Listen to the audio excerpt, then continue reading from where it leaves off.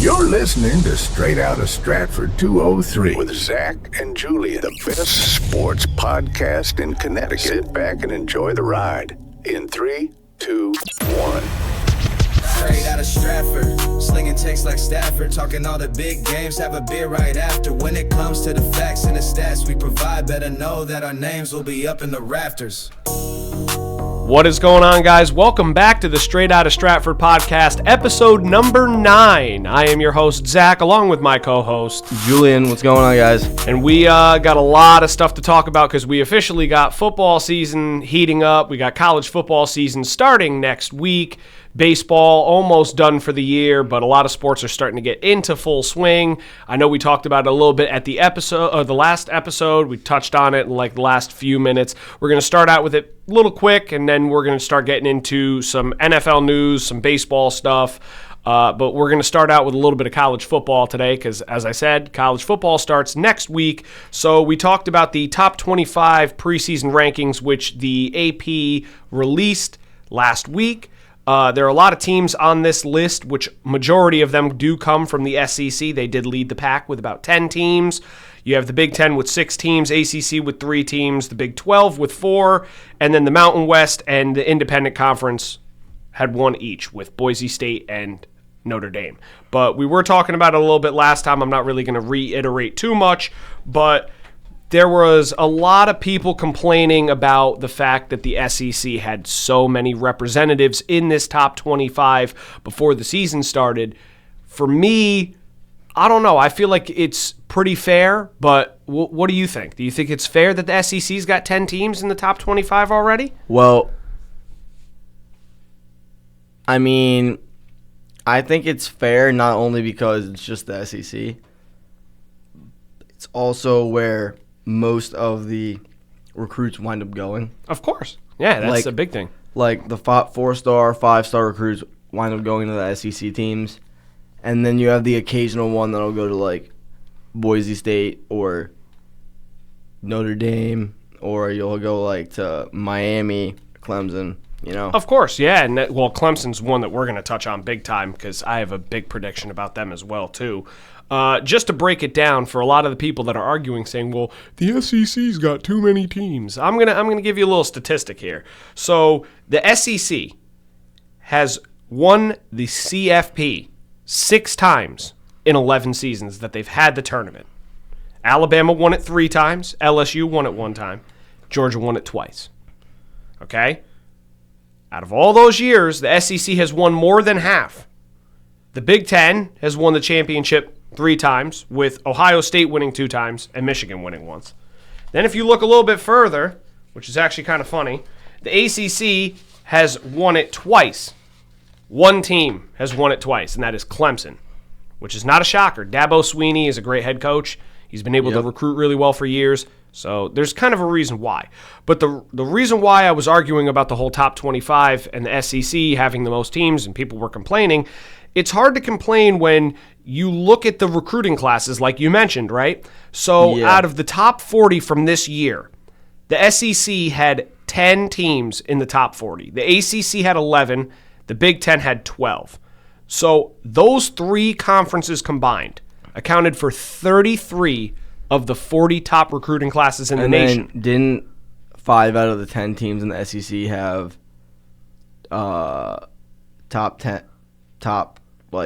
we're in the top 10 of the top 40? Yeah. So half of the top 10 recruiting classes in the nation came from the SEC. Half of them. So everyone arguing, saying, well, you know, it's not fair. There needs to be more representation from the ACC and the Big 12 and the Big 10. Listen, there's a reason why the SEC, in my opinion, I know a lot of people, again, will say that I'm biased. I went to Alabama, so it's a little bit different. The SEC has always been a powerhouse for a lot of sports, for football, for basketball. Baseball down south is a very big thing. I mean, those schools tend to get very good recruits. They have very good coaches. They've got storied history and like franchise legacy. So, I mean, it's hard not to have those recruits go Another thing, right, about baseball being like good down south is that they could play it all year round without having to worry. That's a huge reason. About the the winter, you know? Of course, that's why, like, even teams, no disrespect, but, like, when you have a northern team that's playing in a state like, I don't know, Minnesota or even Connecticut like us, during the wintertime, they're not going to be playing baseball outdoors. They're going to be playing inside, and so you're not going to be able to do any games then. But for all the teams that are down south, if it gets cold to them is what, 40 degrees? So if you're playing in a school like Louisiana State University or Alabama or even the Texas or one of those schools, you're not really going to have to worry about snow. You're not going to have to worry about, oh, well, we can't play a full game. You're going to be able to play full games, even during the winter time. The only time a school like that is going to have to worry about playing a full game is when it's raining and there's lightning. Of course. But that happens for everybody. That happens for everybody. Yeah, there's no one team. You can't control when the rain comes or when lightning strikes. It's just if people could do that, then they would have already done that. Yeah, exactly. Of course, absolutely. But getting back more to the college football side of it, at least, we're going to see a very good year this year. There are a lot of very, very good teams. I do have a couple predictions. Now, before I state my predictions, I want people to realize I'm not saying that these are going to happen, but I'm going to say that these very well could happen. Okay, they're little hot takes. Some of them people will understand. Some of them I already know that I'm going to get crucified for at least one of them. So I'm going to start it out a little bit here. My first bold take that I think that could happen this year is that Michigan remakes the CFP playoff. And a lot of people will say, well, why do you think that? I'll give you a perfect reason. Like we talked about recruits, the number one recruit in the nation, Bryce Underwood, quarterback, signed with Michigan, and he has basically been named their starting quarterback for this upcoming season. He was the number one player in high school. There's a very, very good chance, and people are already leaning on this now, that he may end up as the freshman of the year in college. I think that it's very fair. Like I said, he's the number one player in the country out of high school. So if he's being added to a team that already has beaten Ohio State, they beat them last year. They beat the defending national champs. If you get an upgrade at that quarterback position, on top of the fact that you are returning 7 offensive starters and 6 defensive starters, especially with the coach like the Harbaugh, the man himself, they are going to have a very, very good team. Oh, I thought Harbaugh Harbaugh left, but what I'm saying is when you have coaches like that are at that level, that want to go and coach for premier schools, and you bring in top recruits and you can retain your starters, there is a very good chance that Michigan is going to be just like it was under the Harbaugh day when, like, who was it? McCarthy won the national championship with Michigan. There's a very good chance. I'm not saying that they're going to win the national championship, but I would not be surprised. I know that they only started out at number 14. I think there's a very good chance that they could make the CFP playoff this year. I really do. So going on especially since it was expanded last year, they have a better shot at making it this year. I like it a lot better expanded. I think that there are a couple things that still need to be tweaked about it, but that being said, I do think that the CFP playoff, having 12 teams instead of 4 teams, is much better because now you kind of give more teams an opportunity to win. And you don't have to deal with all the nonsense that happened, like, was it 2 or 3 years ago with FSU? Yeah, where Florida State made it over Alabama, even though, again, I'm going to sound biased, Alabama should have made it because Florida State was down their starting quarterback. But obviously Florida State, if Jordan, I believe it was Jordan Travis at that time. It was Jordan Travis at the time. If he was healthy that year going into the CFP playoff, you probably would have gotten a much different result. I think that was fair. Was that the year Michigan won? Or was it the year before? No, that may have been. No, that may have been the year I think they won because if I'm not mistaken, it was. No. It can't have been the year because the year that Michigan won, they beat Alabama in the championship. So that was the year prior. Okay. So that had to be. I believe it was 2020. So was that Ohio? That was in Ohio.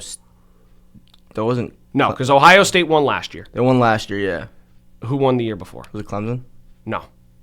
I know it was not Clemson that won the year before. Maybe it was Michigan. I think it may have been Michigan, actually. That's kind of surprising. Actually, if you go back, let's see. It wasn't No, was it Georgia? No, Michigan won in 2023.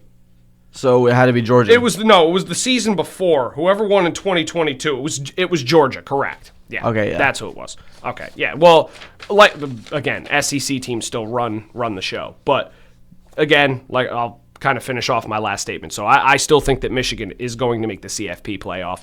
Even though they start at number 14, I think that they're going to be a little bit higher than that. And obviously, I think Bryce Underwood has a good year, carries the team. They also just added the number 1 running back in the nation as well, too. He committed the other day. That's pretty crazy. So they got the number 1 quarterback and a running back in the nation. Yeah, they're going to be extremely good next year. I'm not saying that he may come right in, the new running back, because I believe he's for the class of 2026, but I could be wrong. I'm not sure, but we'll see. Second prediction.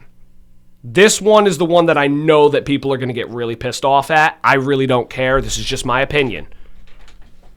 I don't think Texas finishes in the top 5. What do you have against Arch?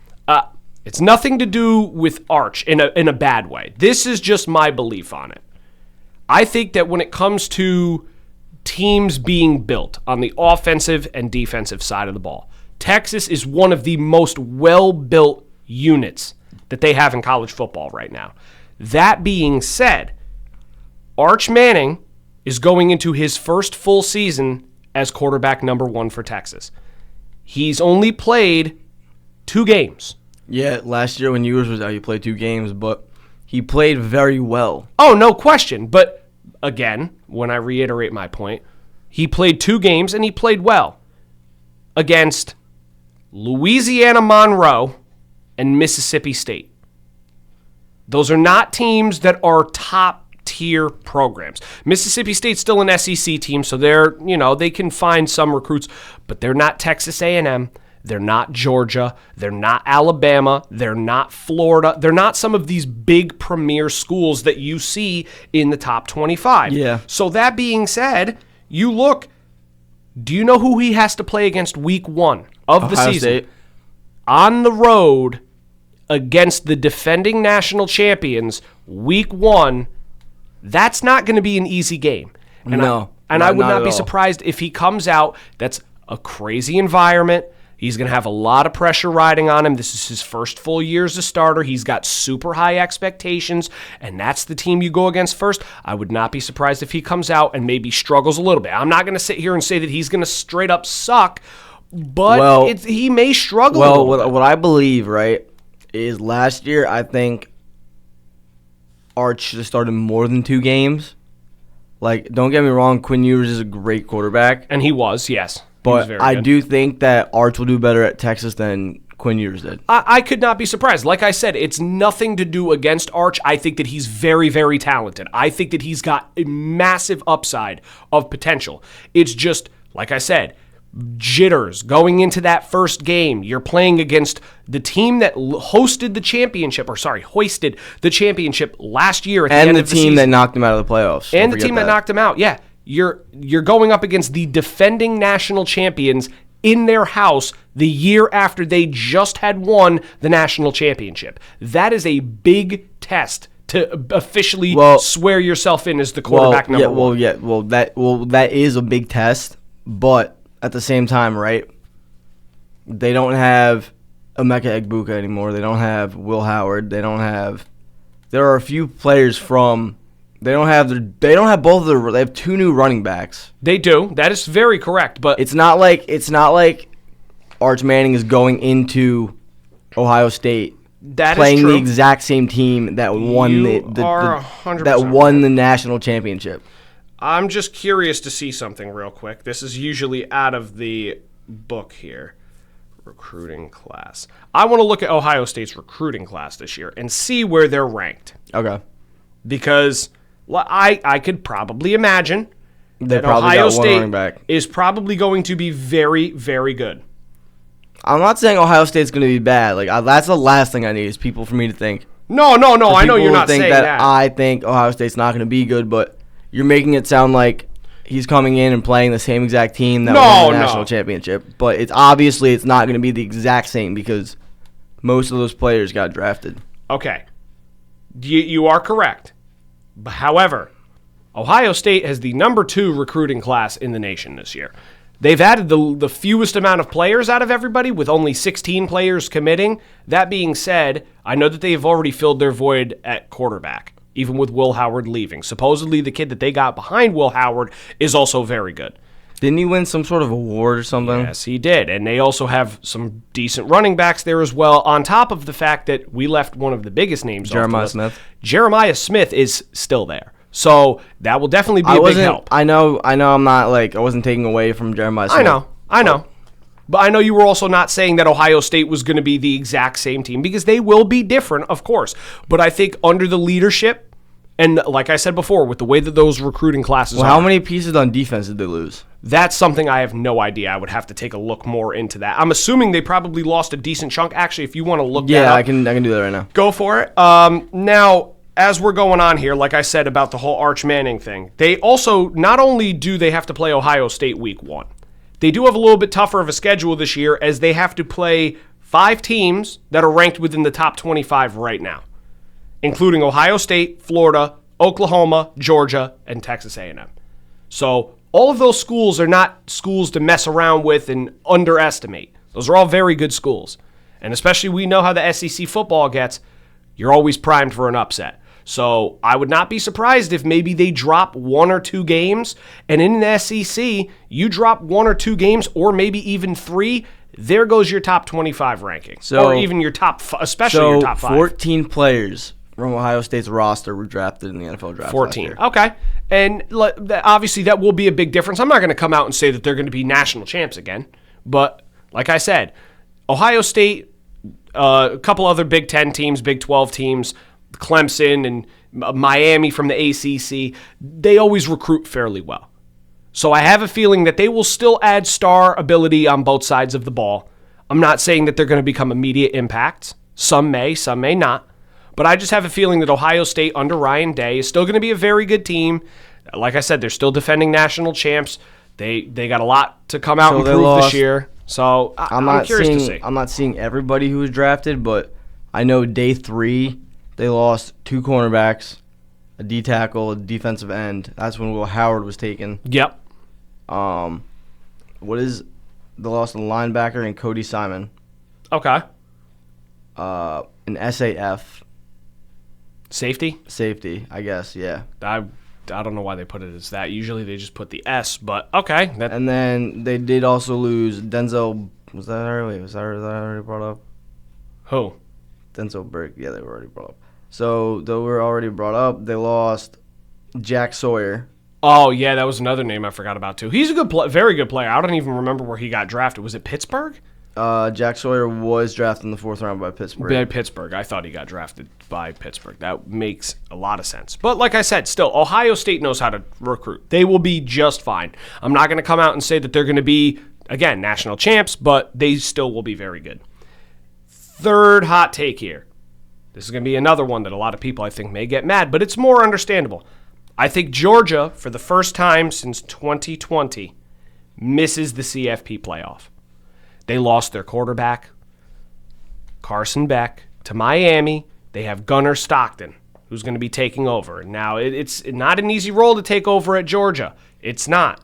That's a very tough school. On top of the fact that not only do you lose Carson Beck, but you also lose 7 defensive starters.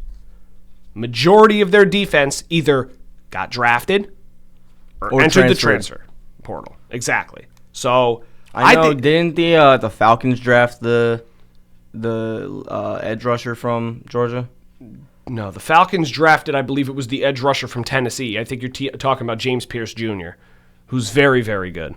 No, they traded up. They traded back up into the late first round. Oh, well, maybe they did get somebody else. I wouldn't be surprised. Was it Georgia or was it Bama? No, it wasn't Bama, because I know Jihad Campbell went to the Eagles. That was one of the big ones, which was a very, very big signing, or very big draft by them, because Jihad Campbell's a monster. Hats off to that man.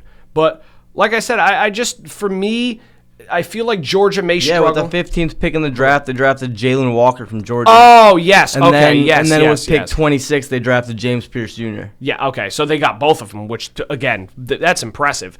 But For me, like I said, Georgia's going through what seems to be a little bit of a rebuild. No disrespect to Kirby Smart, because again, they're, I believe, one of the SEC teams in the top 10 for recruiting again.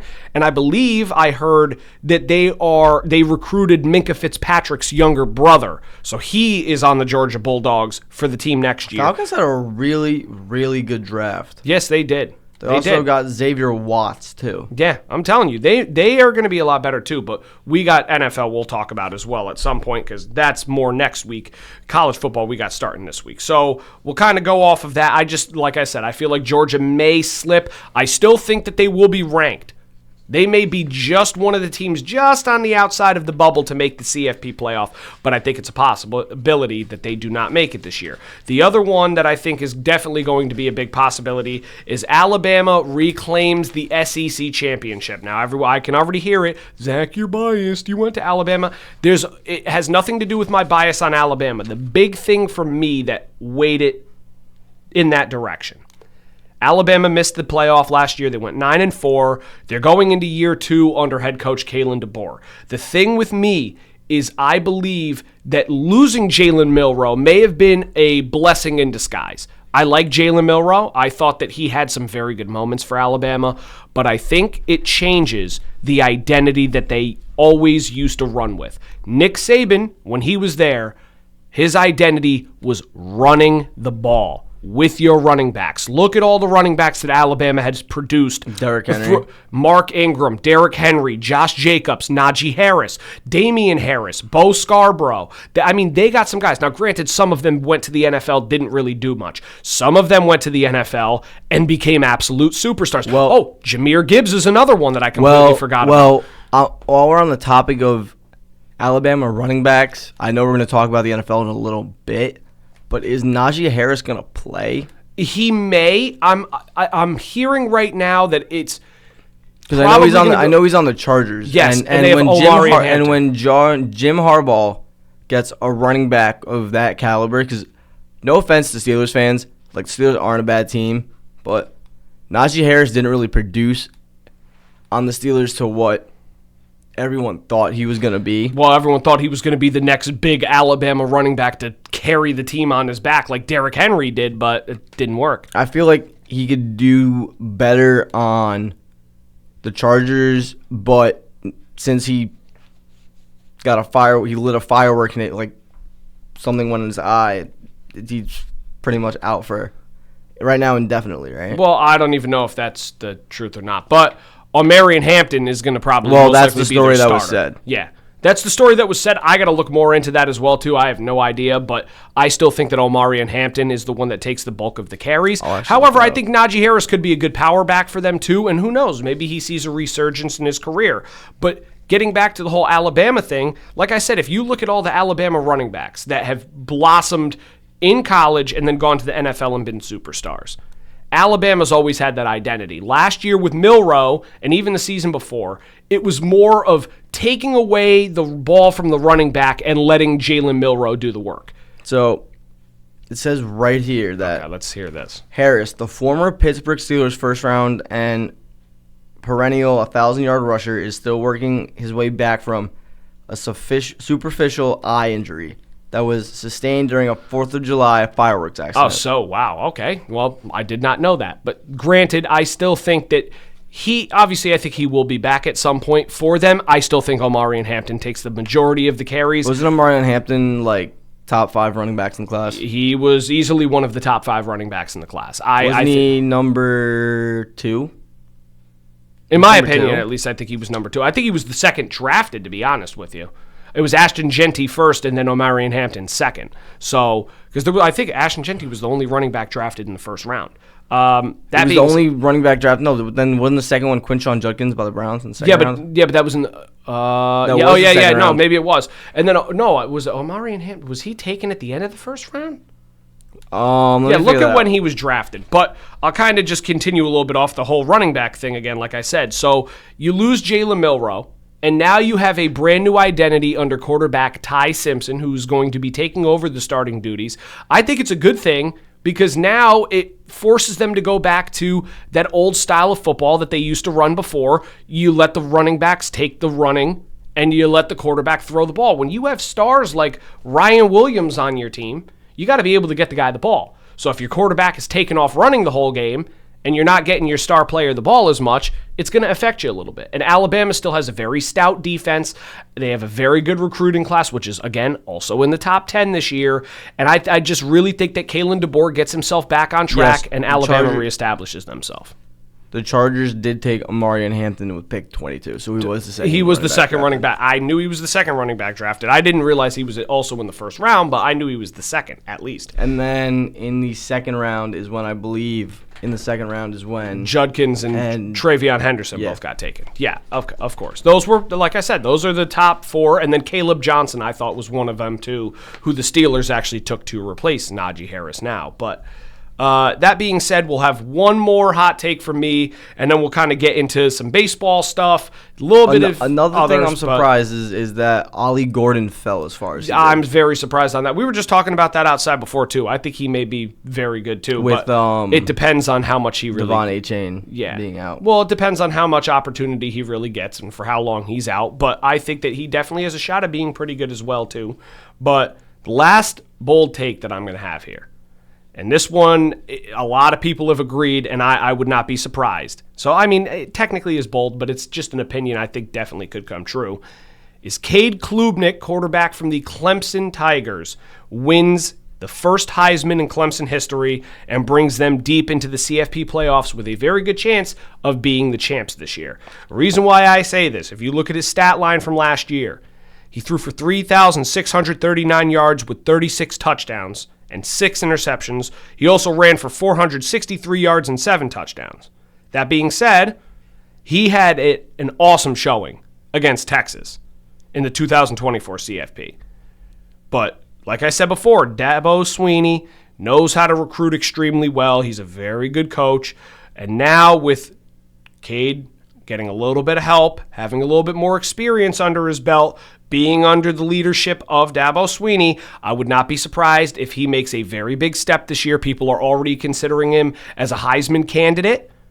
Obviously, Arch Manning was also in that category, but I was hearing a lot about him as well. And on top of the fact that the ACC schedule that he has this year is very top-heavy. You have a couple very good teams. You have a couple teams that are bottom of the barrel.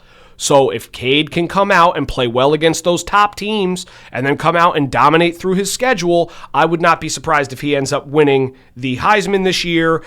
I believe that they should be able to go back-to-back to win the ACC crown, which they did do last year. I believe that they're still going to have a very solid ranking. They're already ranked extremely high as of now, and I believe that if that's the case, they'll get some very favorable matchups going into the CFP playoff. So I would not be surprised if this is Clemson's year. I know that they have a lot of very talented players on both sides of the ball, and I just think that Cade Klubnik, with another year of experience, definitely sees a big jump in his game as well. Now, we will get off a little bit of college football. I know we're all excited for that Ollie season. Gordon fell well, to the 6th round. Did he? Yes. I did not know he fell that far either. But, again, that was a big mistake. It's just that we saw how running backs are valued in this NFL. It's very strange. Yeah, I mean, you had Scatterbo falling to the 4th. Yeah, and Scatterbo's extremely good, too. And Gordon fell to the 6th. It really depends on what teams are looking for, certain running back styles that match their system better. And Scatterbo may have just fit the Giants better than they thought Gordon would. I'm not even really sure. But now, like I said, college football season starts this upcoming week. Tomorrow, right? I don't know. Tomorrow is the 23rd.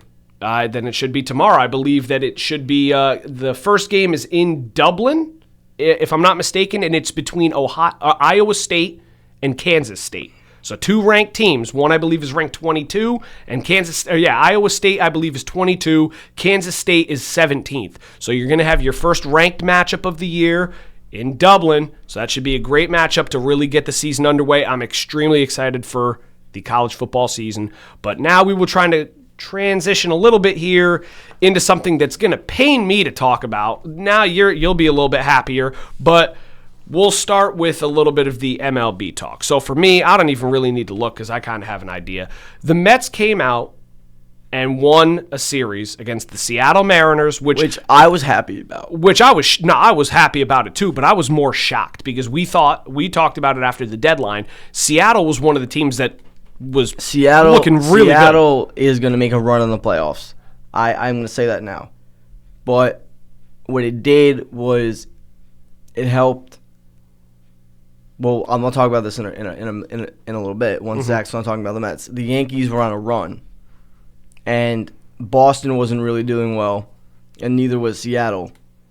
And it gave the Yankees the momentum they needed to, number one, regain the lost ground they had on Seattle and Boston.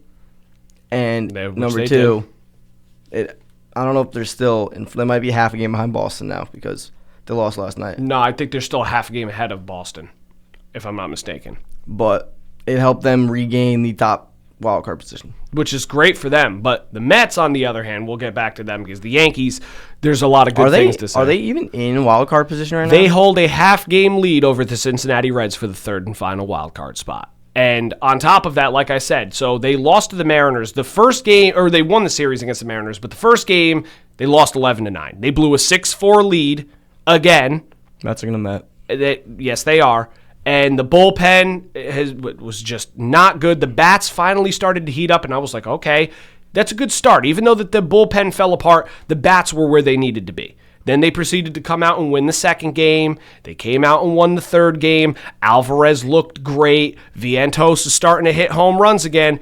Alvarez slides into second base and hurts his thumb. Now they're saying that he could require surgery, and it's possible that he misses the rest of the year. Of course, when he was at his best that he's looked in his entire career, since he returned, he was batting in the 300s with multiple home runs, solid amount of RBIs. He was very good behind the plate, so that's a big loss for them. But then the one that kills me is they come out, they have a 2-game winning streak going into Washington with the chance to beat a team that is the second worst team in the National League.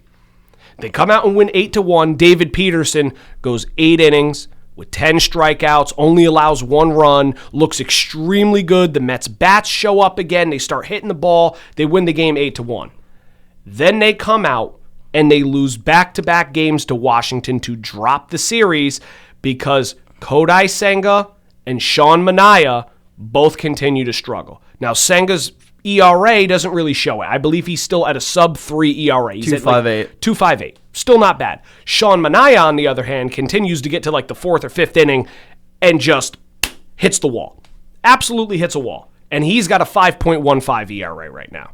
So not only that, you're winning some of those games. The starters kind of fall apart in the 5th. The lead vanishes. The bullpen comes in. The lead continues to vanish. They start pulling away a little bit. And right when you need the Mets bats to heat up, they roll over and they die. And that may be one of the ones that really sticks a fork in the Mets season this year because now the next 2 series are against the Atlanta Braves and the first place Philadelphia Phillies. So those are huge series for the Mets. And if they do not win those games, especially the series against Philadelphia, I feel like that's more important than the series against the Braves. Oh, yes. Because if I am not correct, the Braves, if I'm not wrong, the Braves are not making the playoffs this year. They should not, and they also just lost Austin Riley for the rest of the year as well to an injury, so he's out for the rest of the season. So they don't have Austin Riley. They have the only Matt Olson's not really having not Matt Olson. Sean Murphy's not really having he isn't really a good offensive year. He's always solid behind the plate, but his offensive production has been lackluster this year. Matt Olson's been good. Ronald Acuna's been good. Their center fielder, which I believe that they Michael Harris. They paid him, I believe. He's had a resurgence in the second half. He's been on fire. The first half he was pretty terrible. He was like, why do we pay this man bad? And then he turned the complete 180 and just hit the burners. Kinda and he's like been Julio. on fire. So, well, we knew that we talked about that before. We did too. talk about we that, knew but- that was coming as well. But yeah, but to me, that's still an important series because now they're down a couple players. Like I said, Austin Riley's out. I don't know if Acuna's playing. I saw him sitting the other day. I think he probably didn't he make is. an error the other day? I don't know if he made. Trust me, I don't really like to watch the Braves. I like watching the Mets. I do. Well, no, watch them, but I didn't watch it. I saw it on Instagram. I believe they were playing. I forgot who they were playing, but Michael Harris went to field a ground ball, and Acuna went to go for it as well and took the ball right out of his glove. Oh, jeez. I see. Which allowed the runner to go to second. I would not be surprised if that happened. I got to go check and see if I could find the clip. But like I said, the Atlanta Braves series for me is still big because that's a division rival that's beat up. They're pretty much out of a playoff race. Those are games you need to win. But the Philadelphia one is going to be the very telling series. Now, yes. What I'm going to say is this was I found out about this within the last week or so. And I feel like this is upsetting to not only this has nothing to do with Rays fans, but I feel like it's upsetting for baseball fans because when this pitcher is healthy, he's one of the best in the game, and he's still pretty young. Shane McClanahan, he had another setback in his rehab. Oof. Geez. And I believe, I don't know if it was his elbow or something, but Kevin Cash came out and said that he will most likely not pitch again this season. That's it. And when Shane McClanahan is on the mound, he's a star. He's a star. He is right up there with the best in the league.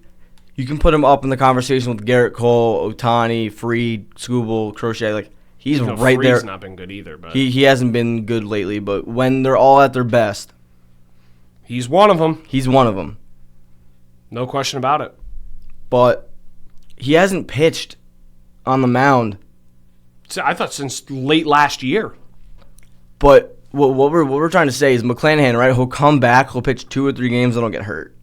Yeah, it's not. He hasn't good. pitched a complete season, I believe, in like 3 or 4 years. Which again, like I said, it's not good. And which is sad because he's only like 27 or 28 years old. Yeah, he's fairly young too. So I really hope that he ends up figuring it out and doesn't really get hurt as much because, like I said, man, he's very, very talented. And like you said before, when he's healthy, he's one of the league's best to watch.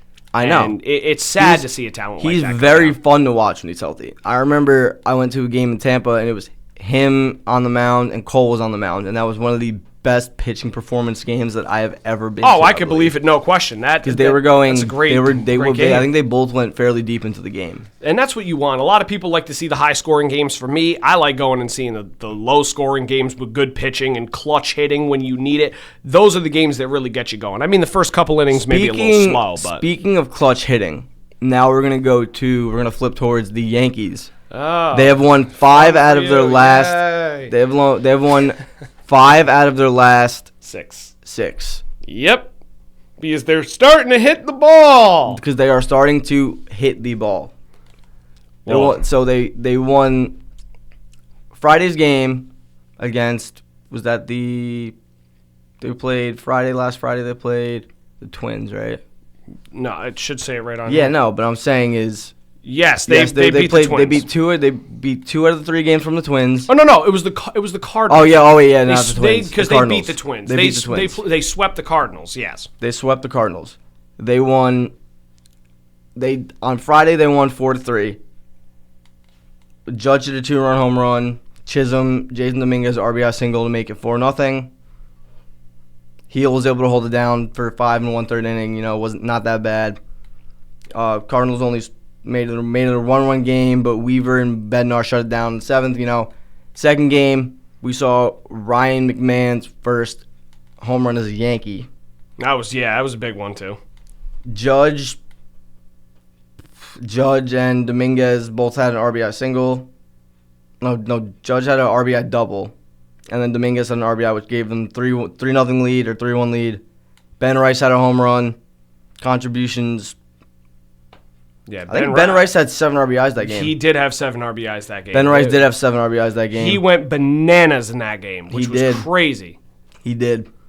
And then on Sunday, they won 8-4, which I was kind of sweating that game because it was getting down to like the 7th and 8th inning and they were tied.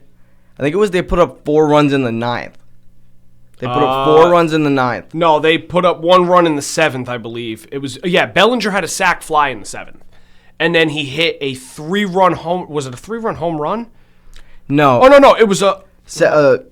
And then 3 runs, and then they put up Oh, yeah. 1 run in the 7th and 3 That's runs what in it the was. 9th. Yeah, I'm getting games confused. Yeah, Yes. they had 3 runs scored in the 9th. And then they Correct. had an off day on Monday, and then Tuesday they won 13-3 against the Rays. That game was a madness. That was the 9 home run game, no? They had 9 home runs that game. Oh, my God. They had 2 from Bellinger, 2 from Stanton, 1 from Rice, 2 from Jose Caballero. Yeah, that was Jose Caballero had that 2 was home runs. crazy. I believe they also had 1 from Judge and 1 from Jazz. Yeah, they went bananas. They went ballistic. Yeah, that was crazy. That was a crazy game. That game must have been a fun game to go to. Well, especially with the fact that I believe they started the game with back-to-back home runs. Yes, they did. That's or Grisham led off. I think it was Grisham that yeah, led it was off. Grisham that led off. And then Judge, Bellinger, and Stanton went back-to-back in the first. Yes. Just nuts. Although it's not the first time that's happened this Well, year. no, it's not, and it's probably not going to be the last time that it happens either. But the following game, they won on Wednesday. They won. What was it? That was a little bit of a blowout game too. No, No, it was 6-4. 6-4. Oh, that was the game that you went to, right? It was 6-3. Yes, but it was the game that I went to. I was sitting there on Wednesday. They won 6-4. First 6 innings of the game, I was sitting there thinking I'm going to watch a perfect game. Because you had rookie pitcher Cam Schlittler has been the best. Like, he has people undervalue what he has done for the pitching rotation for the Yankees. He's helped out big time. He came up when Clark Schmidt tore his UCL around the 4th of July. He's come in and he's been amazing.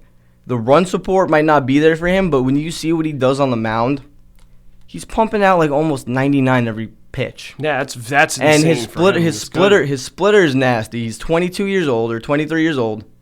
He's either 22, 23, or 24, one of them. And he's 6'6". Yeah, he's a big boy. What people don't realize is that he's 1 inch shorter than Judge. That's wow. Because Judge is 6'7" and Stanton is 6'8". Woof! Holy, Stanton is taller than Judge. They might be around the same height. That's insane. Oh my god. So if you have a pitcher who's 6'6", who is not that heat pumping exactly, that's insane. He went the first 18 batters of the game perfect. Wow. And then 7th inning came and he gave up a hit and he pitched 6 2/3. I believe 6 2/3 with 1 hit and 8 strikeouts. Yeah, that's woof. But offensively, the Yankees picked up right where they left off in the first inning with a home run from Trent Grisham. Yeah. And then Trent Bonds. Trent Bonds. As my buddy calls him, my boy Billy, he calls him Trent Bonds. Trent Bonds, yeah. There we go. Shout out Bill for that one. Then the second run of the game was produced off an Austin Wells home run. Yeah. Then Grisham hit another one, right? And then in the 8th inning or 9th inning, Grisham hit another home run, which was much needed because at the time they were only winning 2-1 because Bob Seymour hit his first major league home run.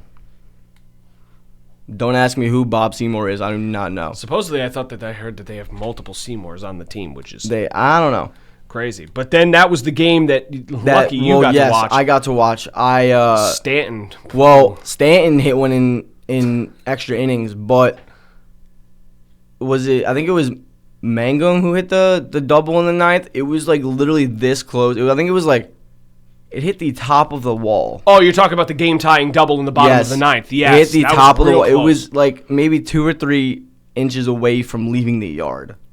That would have been, man. I would have been upset. Yeah, well, as you should as a Yankees fan. And then going into the the top of the 10th, you have Stanton come off the bench as a pinch hitter. Before this season, he's never hit a pinch hit home run in his career. I think he either has 2 or 3 this season alone. And he's only played in 40-something games. Yeah, and with 140-something at-bats. He's a monster and this season. He's at 140, I think it's 144 at-bats, and he has 15 home runs. Yeah, he's... And 300, batting average over 300. Yep, 303, I believe, or something like that. Well, after last night it was 303, but after Wednesday it was 311. Yeah, that's, wow.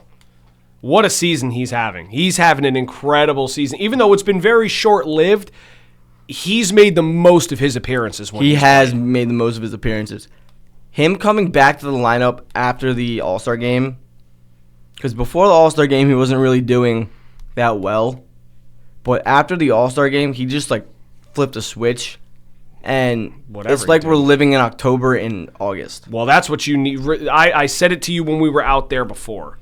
Is what we need is clutch hitting. When the Yankees win, it's because Judge, Stanton, and Bellinger are doing well. Thank you. If they are not doing well in the game and the lineup that night, you don't really see much run support or production. Which I could actually kind of bring up a little bit was last night's game. They put up 3 runs. One was a home run from Ben Rice. The second one was, I don't know how they got. The second one was an RBI single from Paul Goldschmidt. And then the third one came on a ball that should have been caught from Jazz, like a pop fly that should have been caught into the outfield. Yeah, but the big thing, there like were 3 players there. Like I was saying, like I mentioned, Judge, Stanton, and Bellinger. They did not really do anything last night. 2 of 12. 2 of 12. What I'm going to say right now, I believe it was the bottom of the 6th. Ben Rice tripled to lead off Ben Rice tripled in the bottom of the 6th with 1 out. It could not. Jazz and I believe it was Volpe. I think it's Volpe after Jazz last night. I don't know. Whoever was hitting after Jazz last night, both of them could not advance. They could have did a push bunt to the first base side, which would have allowed Ben Rice to score. They didn't even do that. Yeah, the Red Sox, I saw another stat that they were having last night too, is through the 4th inning, they were 0 for 7 with runners in scoring position. So even the Red Sox missed chances to score, and the Yankees just could not find ways to take the lead. And every time they did, they'd cough it up. Yeah, that's true. Also, the bullpen wasn't really much help because I believe you had a 2-run lead at one point. Or it was either a 2-run lead or a 1-run lead. Whenever they had a lead, they just coughed it up. It was a 1-run. They went. I think it was 1-0, 1-1, 2-1, 2-2, 3-2, 3-3. Yes, that's exactly how it happened. And then, but I'm gonna say this again, and I say this all the time: the Yankees are making too many defensive errors. 4 last night. 4. They cannot have that happen. Especially not against division rivals. If they're looking to make a run in the playoffs, they cannot have that happen. And for once, I'm gonna say it. None of them were Volpes, which that is somebody throw a party. All right. One was on the pitcher Luis Hill. Yeah. One was on Jazz Chisholm, he airmailed a ball. It was a routine double play. He had the out at second, he just didn't grip the ball. He couldn't get a grip on the ball, and he threw the ball over the first baseman's head. It was more than double the first baseman's height. Yeah. So, I don't know. And then Ben Rice, who has been fairly well behind the plate as catcher, throws a ball into the outfield. Can't happen. It can't happen. Especially not against the Red Sox. Not against the Red Sox. We have Max Fried on the mound tonight. I know Max Fried has struggled in his recent starts. That's going to be a big start for him. He's got to turn it. He's got to turn the corner for him. What I believe is going on with Max Fried right now is that he missed 2 starts due to a blister injury. Yep, on his hand. Yep. And I believe the blister is bothering him again, but he is not saying anything because he knows this team is capable of making a playoff run and he wants to contribute. And that's the good attitude to have too. And obviously, you don't want him at to the same miss time but at the same time, if he's not going to be the Cy Young candidate, Max Fried, that was there in the first half of the season, why are we putting him out there if he's not at his best? Well, to be honest with you, I think that comes down to a little bit of management. I don't know who else they have to take his spot, but I will say this. I think that if he can figure out this whole blister issue and he moves past it, tonight's got to be his biggest start that he's going to have. I 100% agree. Tonight he has to play very well. He has to turn the corner because this is now, like we said before, you are a half game above the Red Sox for the first wild card spot. I think we are a half game behind the Red Sox. But I will bet you right now. I checked it last night. I guarantee you are a half game above the Red Sox for the first wild card spot. And if you lose tonight, then you are a half game behind. So, I'm telling you right now that Max Fried needs to have a good start tonight. We are half game above the Red Sox for the wild card spot. Am I right? Yeah, we're 1 game behind. No, that's you. Hold on. Wild card game behind. No, you are. See, they are 1 game out of that spot. Yeah. You are 1.5 games out of that spot. Yeah. So, well, they still lead the Red Sox by a half game. But exactly what I said, my point. But my thing is, now we'll kind of move off of the major leagues. So Houston has the number 1. Yeah.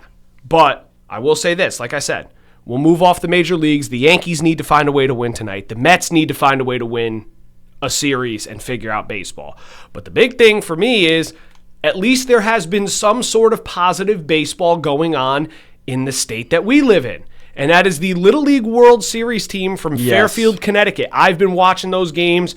If you have not watched the Little League World Series, you've missed out on some of the most fun games to watch. It's awesome. Obviously, it's nostalgic for me. It is, yes. Because we all played Little League. What I will say quickly before we do speak about the Little League World Series is that we might be witnessing a season from the Brewers that nobody could have, number 1, expected. Yeah, okay. And number 2,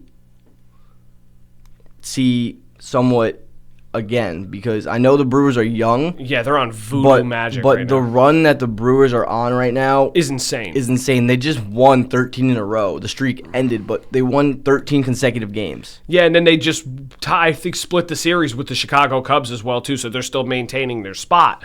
But, yeah, the Brewers they were the first team in the league to reach 80 wins. Yep. Yeah.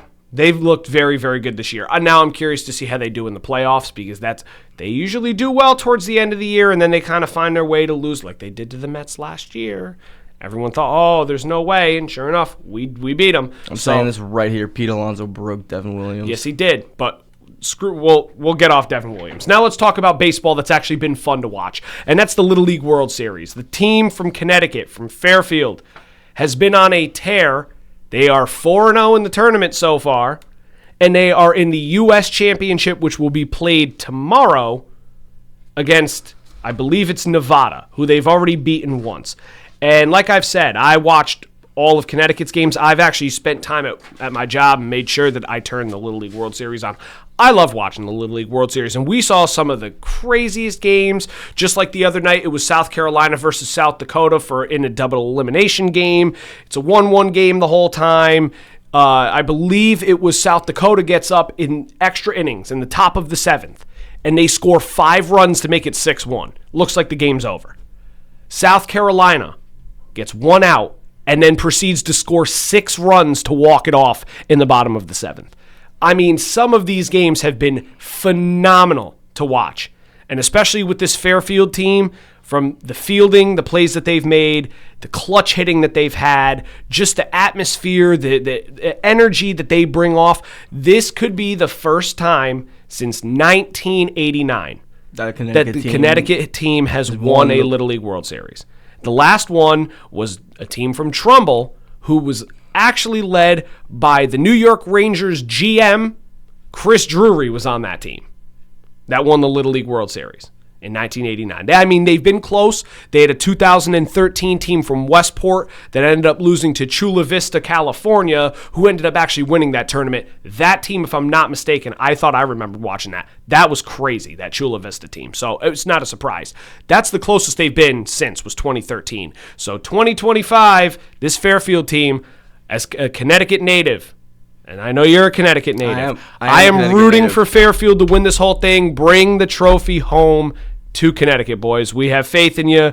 Connecticut loves you. Just keep up the energy, keep up the hard work, and go out there and win yourself a Little League World Series. I know I'll be watching for sure, and I'll be supporting. A lot of my friends are as well, too. So definitely it's something to watch if you're from Connecticut and you haven't seen it. Definitely watch it.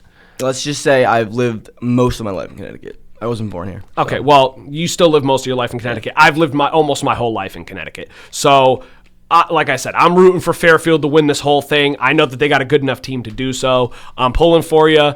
I'm hoping that Connecticut can finally bring another one home and, at least bring something positive to the local area because a lot of my other teams have not done that. But that being said, we'll go to one more little quick update and then we'll get into the NFL season because we are running a little bit late on time. I know we were talking a lot about, baseball and stuff like that. Football. And college football especially. But the one quick update I had was, I don't know if you watched, I did, was the UFC 319 pay-per-view. The main event of the evening was for the middleweight championship of the world between Dricus du Plessis, who was the current champion, versus Khamzat Chimaev. And all I'll say on that, I'll keep it very quick so we can transition into the NFL, is Khamzat Chimaev absolutely dominated this man for 5 rounds. Every time the round started, would go up, take him down, and just either go for submission attempts or just ground and pound, beating the snot out of this guy. It was pure domination. It was one of the craziest splits in a fight that I've seen. Obviously, like I said, I don't know if you watched it. Go back and watch the highlights if you didn't. Okay. It was embarrassing for Dricus. Now, obviously, it's not a bad thing because he's was a very good champ too. But Khamzat Chimaev just goes to show what a freak of nature that guy is. He is an absolute animal. That was one of the most dominating fights, and a lot of people were claiming it was boring because everyone loves the knockout. It's like the same thing as, chicks dig the long ball. Yeah. Fans dig the knockout. But what you saw from him was an absolute grappling and takedown masterclass. And as a UFC fan, I know I could appreciate myself a good knockout too, but watching that and seeing how badly he was dominating him in that fight was absolutely nuts. So shout out to the new champ, Khamzat Chimaev. What a fight. I'm curious to see how you do for the rest of your career and what title fights that you bring to defend your belt, because I'm curious to see who the next guy he fights is. But that was extremely impressive. I had to bring that up today. I knew I was going to end up saying something about that. But now we will wrap up the show with a little bit of NFL talk now that the season is officially 1 week away. You have one more week of preseason this weekend, and then we start the regular season. I believe it's next week, if I'm not mistaken. Who's playing in Brazil? Are they doing that again? Who? Are they doing that game again? I don't know if they are. I thought that they may be doing one. I'm pretty sure the first game of the season is September 4th. So maybe it is a little bit. It's like almost 2 weeks away. I think this is the last week of preseason, and then they have a week off, and then they start the regular season, if I'm not mistaken, because I know that the last preseason games are this weekend. So I'm excited for the NFL season to start, though. The guy that I want to talk about real quick to start is... Yes, it's the Chargers and the Chiefs. Will play in the Sao Paulo at Corinthians Arena on Friday night of Week 1. The Eagles and Packers played there last week. Last week. What date is the game? I'm going to find that out. That's what I want to know, is what day the game is. Because we have our fantasy football drafts coming up. So everybody make sure... Oh, shoot, I just smacked the mic.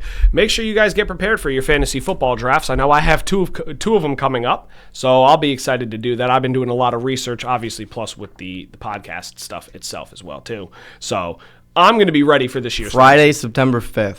Okay, yeah, so it's still... So the season starts in about 2 weeks. That being said... No, it does start in 2 weeks. Yeah, that's what I'm saying. It starts in 2 weeks. You said about 2 weeks. You know what I meant. The first guy I'm going to touch on right now plays for the LA Rams. So before you touch on this guy, I have a question. Sure, and I should have an answer. How severe is Matt Stafford's injury? We'll get there. I'm going to answer that right now because that's what I will bring up. So first, we'll start with Stetson Bennett. Stetson Bennett leads the league in passing yards right now during the preseason. He finished his last game going 28 of 40 with 324 passing yards and 3 touchdowns and only 1 interception in a win against the Chargers. And he led the game-winning drive where he threw a touchdown pass with 5 seconds left on the clock to put them ahead by 1 point, where the Rams did secure their victory. And not only does he lead the whole preseason quarterbacks in passing yards, they basically announced that he will not be playing this week, which guarantees that he's going to be on the 53-man roster. They will be giving the start to backup quarterback Dresser Wynn, who will most likely end up on the practice squad. But I think that's because their idea is to have Stafford, Garoppolo, and Stetson Bennett as the 3-headed quarterback room that they will offer going into the Stafford injury. So what I'm going to say here is that although Stetson Bennett was only drafted 2 years ago after leading Georgia to back-to-back national championships. Yes, sir. What people don't realize, when he was drafted, he was already 25 years old, which is he's still old, which is very old for a rookie in the NFL. Yeah, so I believe he's like 28 now, so he's probably about my age, which is crazy to me. But yeah, he's about my age. But the thing is, he looked much more composed and controlled in the pocket than he did in prior years. I know he was having problems before where he had to I believe he went to rehab and he took the season off because he was having some mental health issues, I believe with alcohol abuse as well. And he finally got the help. That's another thing I was going to say. There was another player who did that, and then I thought this player retired. But Clyde Edwards-Helaire is on the Saints. I did not know that either. But we'll talk about Clyde Edwards-Helaire another night. What I'm saying is he had, I guess because of what happened at the Super Bowl parade. He had trauma from that. Sorry. When the Super Bowl parade got, I think there was I don't know if it was a shooter or there was something happened at the Chiefs Super Bowl parade, and he literally shielded a kid and protected them. I feel bad for saying anything. You know what? Good for you, Clyde Edwards-Helaire. I wish you success. I liked him when he was in college. That took a lot of, even though I hated him in college. Liked him. I guess that weighed his mental health down a lot. I could imagine. He got PTSD from that, I guess, and he had to sit out for the season. And I guess I thought he retired, but apparently he was playing preseason for the Saints. Okay, well that's very good. If he can get it going with the Saints, Clyde Edwards-Helaire can be pretty good running back. Yeah, of course. Now, we'll go back to the Rams a little bit because like you asked me before I started bringing up Stetson Bennett, what about Matthew Stafford? Now, the good news was Matthew Stafford returned to practice on Monday, and he has practiced in full for the entire week with the first-team offense, and they interviewed him and asked him, how do you feel? Why was it that you were out? He said that earlier during the summer he was having problems with his back where he felt like his back was aggravated when he was doing some off-season workouts. And the big thing was for him was that he did not want to rush back to practice as he did not want to re-aggravate the injury because he knows what's at stake this season for the Rams. They have a very good roster. They had a very good shot at almost winning it last year. He knows that he's only got so many years left in his career. This needs to be a year where he's at one of his best to try and win another Super Bowl trophy. So they were playing it very safe, very cautious. Now all Rams fans, I know I said it a couple weeks ago, can breathe. Now we can really breathe. Now we just got to worry about the O-line making sure that he's protected. But Matthew Stafford is a green light. He is ready to go for week 1 against the Texans. I'm thrilled. There should be a very good year for the Rams upcoming. Now this next quarterback who we're going to talk about, which is way different, who I believe is either the number 2 or 3 on the roster. Right now, for the depth chart? Depth chart, yeah. As of right now, he's slated at 3, but they've made it clear. Joe Flacco was going to start. Joe Flacco was going to start, but there's a quarterback competition for the last 3 spots. But Dylan Gabriel made his NFL debut because Shedeur did not play because of his, was it oblique? Yeah. His oblique injury. Should be playing this weekend now. He made his NFL debut against the Philadelphia Eagles, in which he went 13 for 18 with 143 yards and 1 interception. The interception, I believe, was a pick 6 as well, too. Yes, it was. I'm pretty sure. Yeah. He made a comment after his performance saying, there's entertainers and there's competitors. And I totally understand that, but it's my job to compete. This seemingly was shade thrown at Shedeur Sanders. I mean, I understand Dylan Gabriel could be a little frustrated I can imagine that they took him in the 3rd round, I believe, and they went in the 5th round and took Shedeur Sanders as well. Couldn't hurt to be safe, I guess. Couldn't hurt to be safe, according with the Browns, but reportedly, still the Browns never wanted to take Sanders, and they just took him because he was just there in this. Well, there's another rumor going around, which I don't even really want to touch on because that could be very touchy, was what Eric Dickerson said about the whole Shedeur Sanders situation, is that they were basically, well, I'm going to say it anyway, of course. I said, I was going to ask you to say it. Yeah. They basically, Eric Dickerson supposedly, this may not be true, this could be a rumor, but this is what a lot of people are saying now. Oh my gosh, So, Eric Dickerson, the Madden 20 Ultimate Team hold demon. on. Eric Dickerson supposedly came out and said that the NFL was basically telling teams, do not draft Shedeur Sanders. We're trying to make an example of him and show that it's not just about him and his family and stuff like that. I could be completely wrong. I may be out of pocket saying it. This is why I'm saying it the way I am. Not sure if this is true or not. It's rumor going around. If this ends up being true, the NFL may face a big backlash from people. I don't know if it's the truth or not. But that being said, the whole Shedeur Sanders thing with this comment, I think it's ridiculous. Yeah. I really do. Now, I'm assuming it's not shade thrown in his direction, but if it is, I think that it's very low class from Dylan Gabriel to do that. What I'm saying, what I was in before we started talking about Eric Dickerson, who great running back for the Rams and the Colts. And great Ultimate Team card in Madden 20. Yeah. Yes, he was. Dylan Gabriel was drafted in the 3rd round before Shedeur, and already coming into a quarterback room that was kind of iffy. Very iffy. It was very iffy.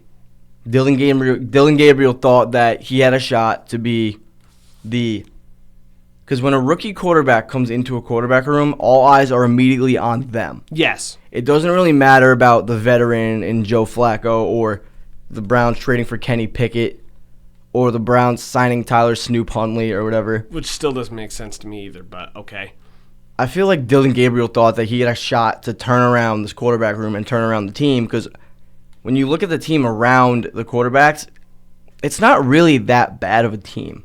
No. You have a solid wide receiver in Jerry Jeudy, and then you go and sign another stud receiver from Texas. Isaiah Bond. Yep. You have David Njoku, and then you have Then you have Quinshon Judkins.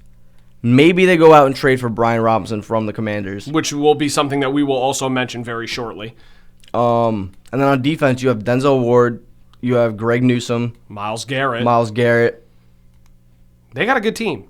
They have a lot. We talked about this last episode. The Browns, I'm not going to say they're going to make the playoffs, but they may have a better team than a lot of people expect. And I feel like Dylan Gabriel thought that he was going to be the person that everyone was going to be like, oh, this quarterback is going to be a sleeper. He's going to be one of the better quarterbacks out of the draft because of what he did with Oregon. And then they go and draft Shedeur Sanders, who, in the media's eyes, is not a serious, doesn't take football serious. Yeah, they think that he takes it as a joke, which is...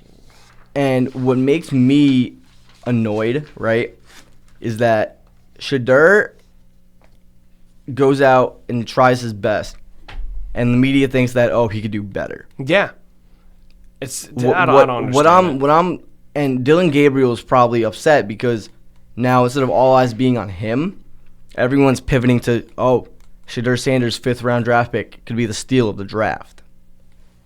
And with rumors circulating that he may get the second spot on the depth chart at quarterback over Dylan Gabriel, which that might either A, make Dylan Gabriel feel betrayed, or that could mess up your mental health.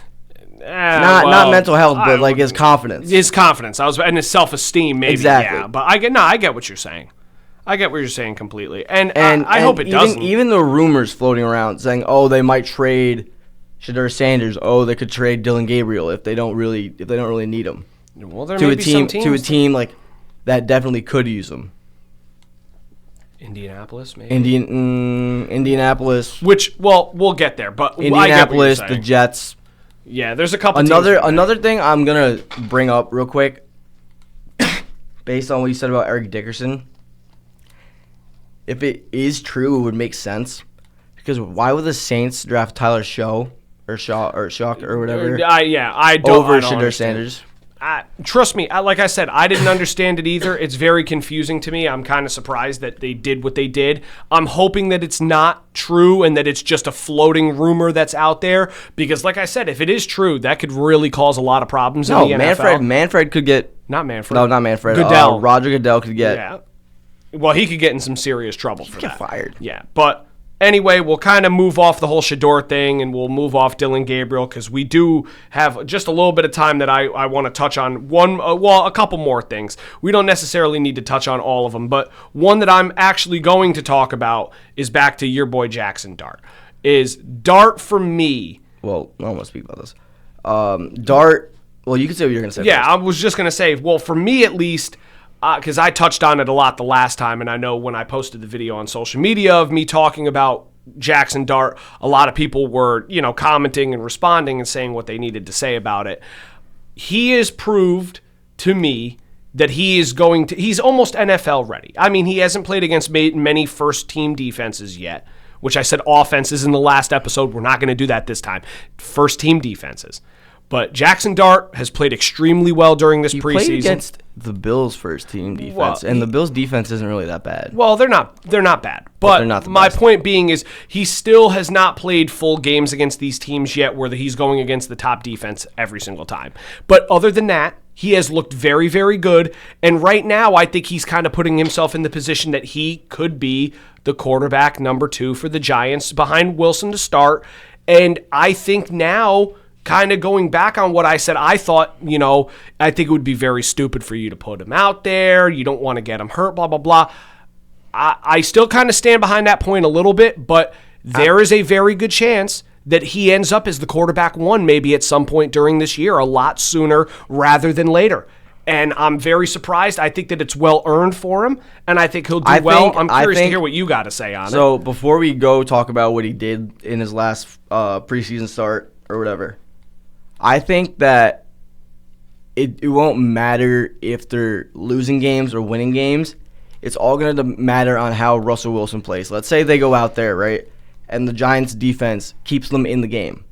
Yeah. And Russell Wilson isn't really playing that well, but they still wind up winning the game. I think if that happens for more than 3 weeks, they're just going to throw Jackson Dart out there, even though they're not losing. Mm-hmm. Even though they're winning with Russell Wilson, if they're like, hey, Jackson Dart played well in the preseason, and he's still still practicing the same way that he's played in the preseason, he's putting in all that effort, I would love to see them throw Jackson Dart out there if they're doing well. I mean, hey, the vibes of this team are completely different. Different than prior years. Oh, everybody on the team is having fun. I saw that last night. And the best and the most important part of being a professional athlete is having fun. Most people would think that the most important part of being a professional athlete is doing your job, throwing the football, hitting a baseball. No, if you're out there and not having fun, you're not going to play well. You're going to perform very poorly. And I agree with that. And it's gonna make people think that you're A, not living up to your potential, and B, you suck. Okay, yeah, no, I could definitely agree with that. I'm seeing this team after watching the Giants win under 10 games for however many years, a lot of years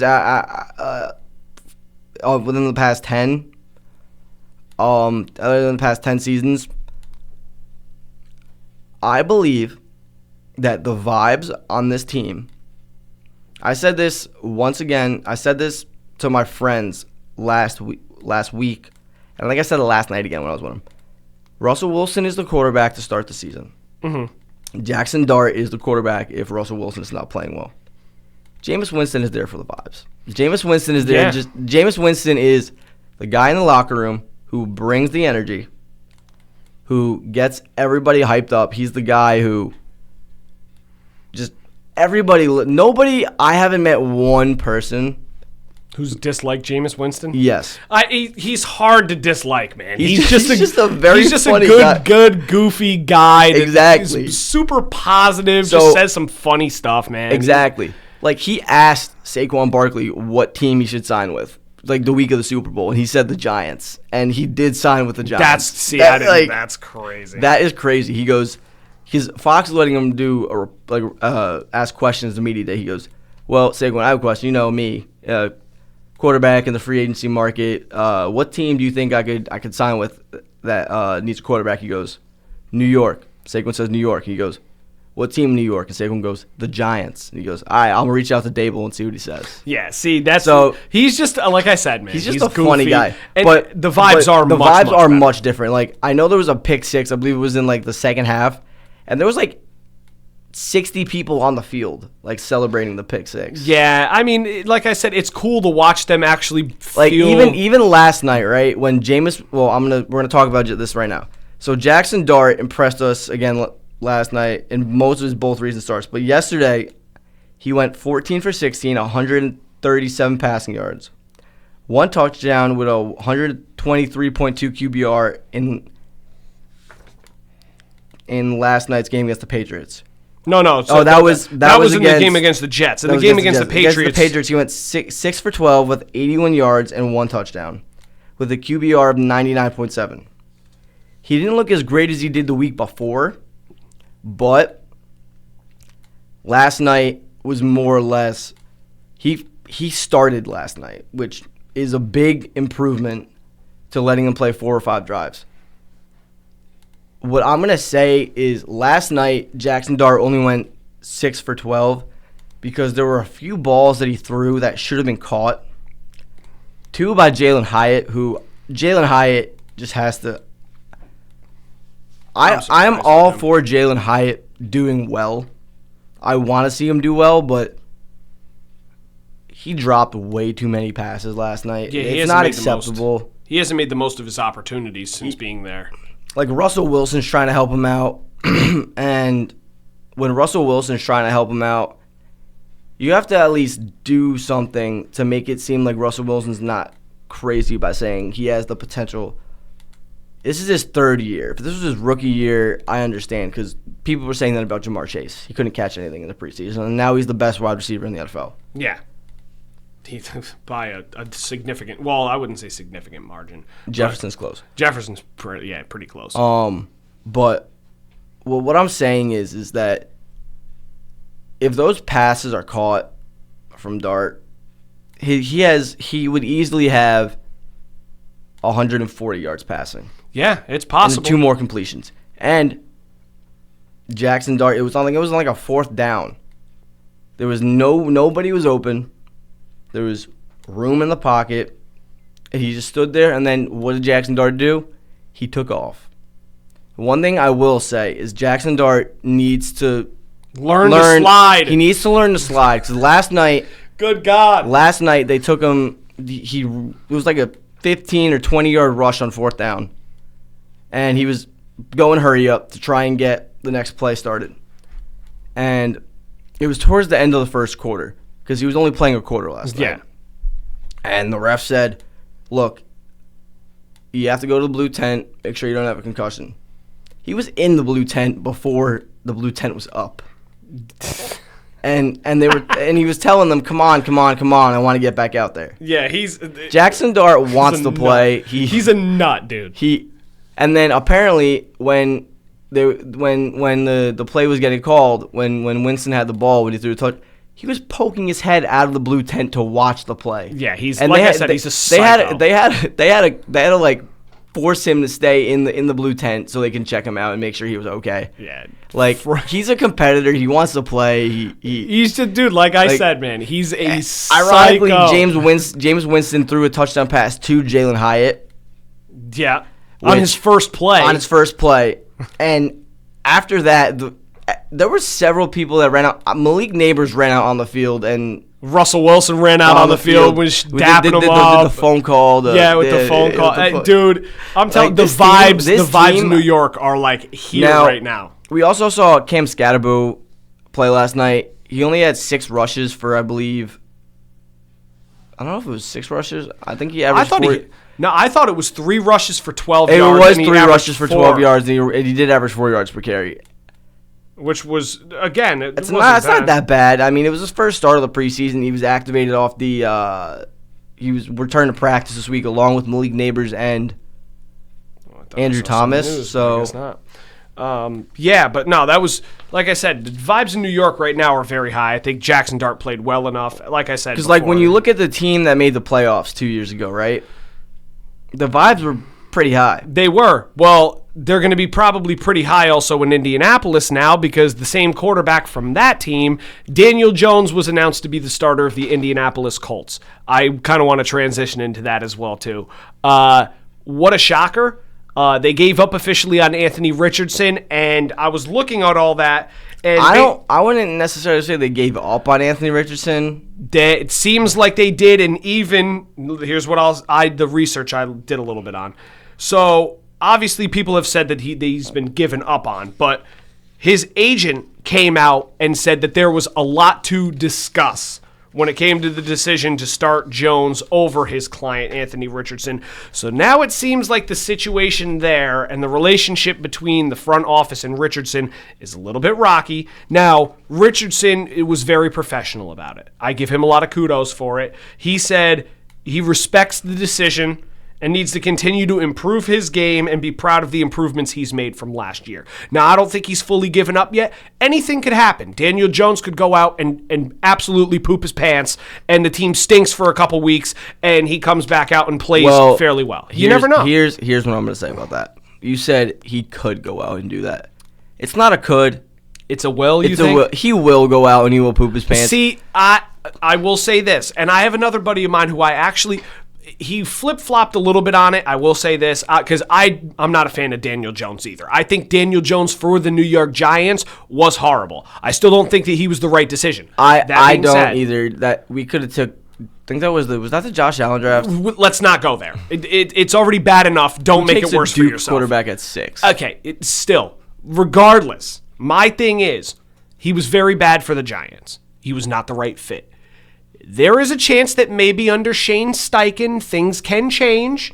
I'm not saying that they will. Maybe Daniel Jones flips a switch and he ends up being a little bit better. I'm not going to sit here and say that he's going to go from bottom all the way up to being a top So what you're saying is that he could be this year's Sam Darnold? I'm not even going to go there and say Sam Darnold.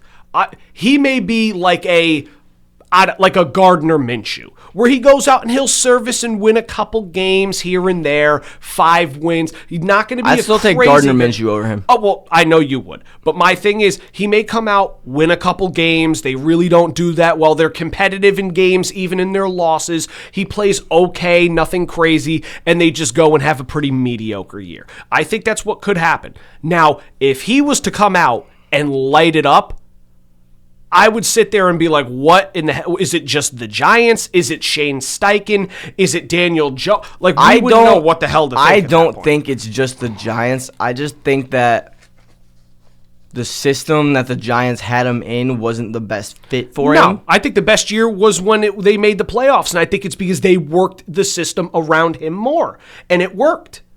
And then a couple years after, the years before and year after, they went off a different system. They added a couple different players. Things just didn't look the same. The O-line wasn't as good in certain years, and they just kind of lost it. But that one year where they made the playoffs and they beat the Vikings in the first round, the system worked. They relied on Daniel Jones' legs. They gave the bulk of carries to Saquon. They limited the amount of deep throws Jones made and focused more on the little short slant or dig routes.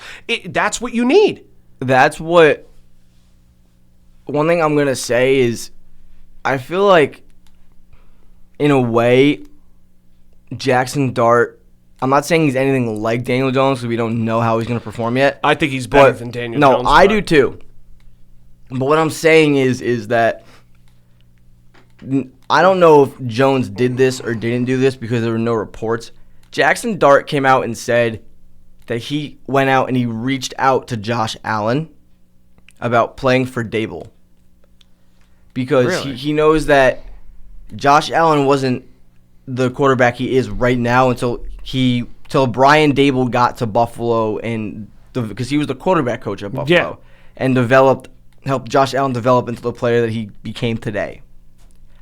So for Jackson Dart to reach out to Josh Allen and say, hey, how's it playing for Coach Dable? Am I going to like it? Is there anything I need to know?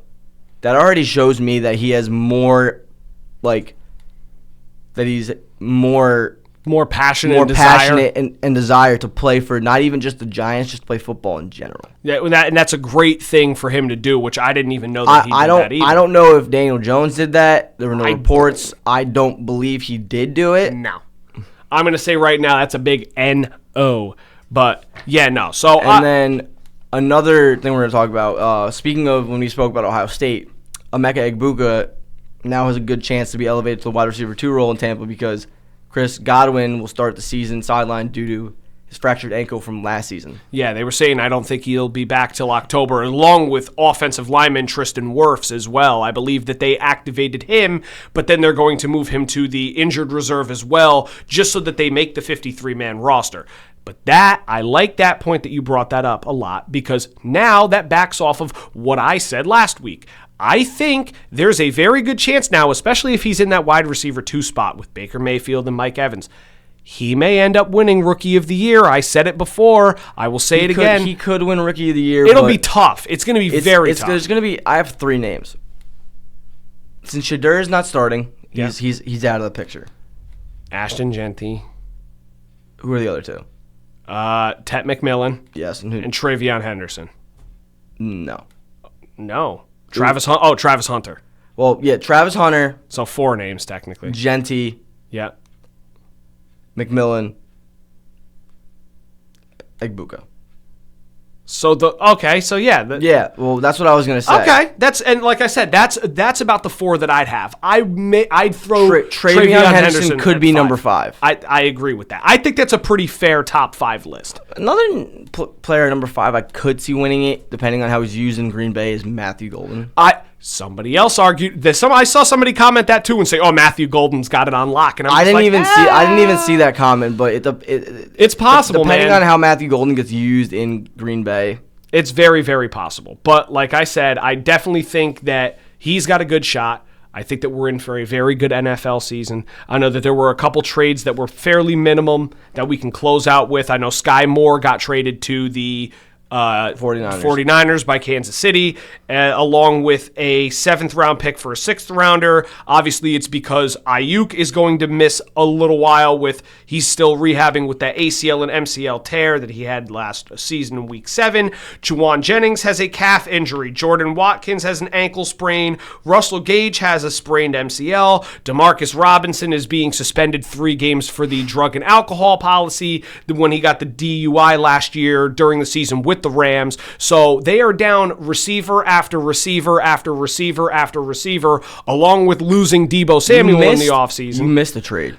Who? The John Mechie trade. Oh, yes. You know what? It's a good thing you brought that up because I knew I missed something. Was John Mechie getting traded to the Philadelphia Eagles by the Houston Texans? I'm not sure what they gave up for him, but I don't understand why they traded John Mechie away. They already don't have Tank Dell. You lost Stephon Diggs in the offseason. Christian Kirk is gone. No, Christian Kirk is there. Well, Christian Kirk is there, but okay. I know they still don't have Tank Dell for the year. That was kind of shocking, too. But it seems like he embarrassed Stingley in practice. Maybe. It could be.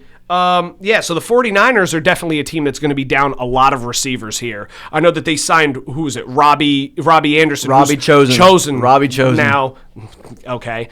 So the 49ers are going to have basically nobody to throw the ball to, which I'm sorry for the 49er fans out there. As a guy that's an LA Rams fan, ha, ha, ha. I will say that. The one thing I will say on that,